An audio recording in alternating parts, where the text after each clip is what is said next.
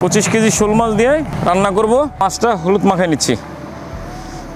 এটা নিয়েছেন দাদা আপনার বেলসাটা দিয়ে দিচ্ছি, লবণ আর দেবো দাদা। হ্যাঁ ঠিক আছে।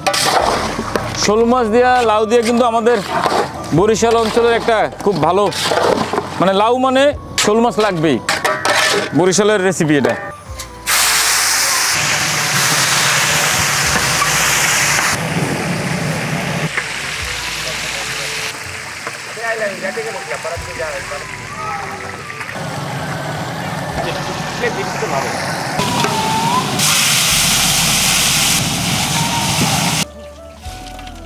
দিয়ে দিচ্ছি পরিমাণ মতো জিরা।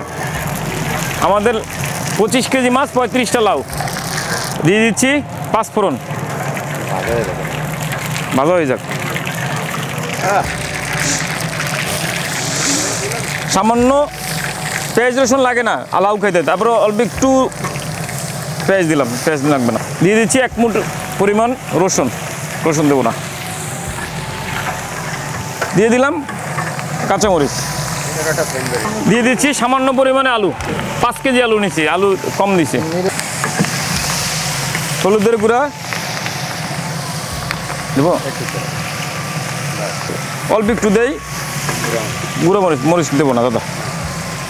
দিয়ে দিলাম লবণ। লাউ রান্না শেষ। 5 ফোড়ন দিয়ে আর জিরা দিয়ে লাউ খাওয়া যায়, আর কিছু লাগে না। সামান্য গরম পানি দিয়ে একটু, মানে মশলাটা যেন পোড়া না লাগে। লাউ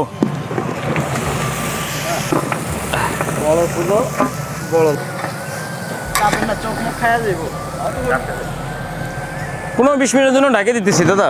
বিসমিল্লাহ।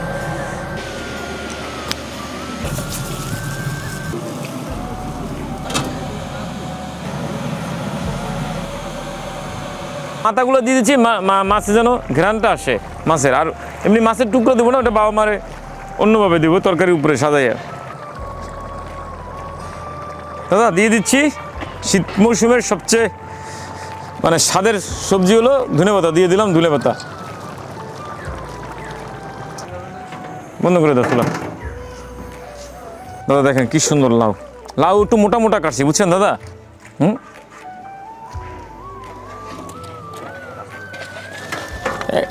1-2 পিস দেওয়া যাবে দাদা।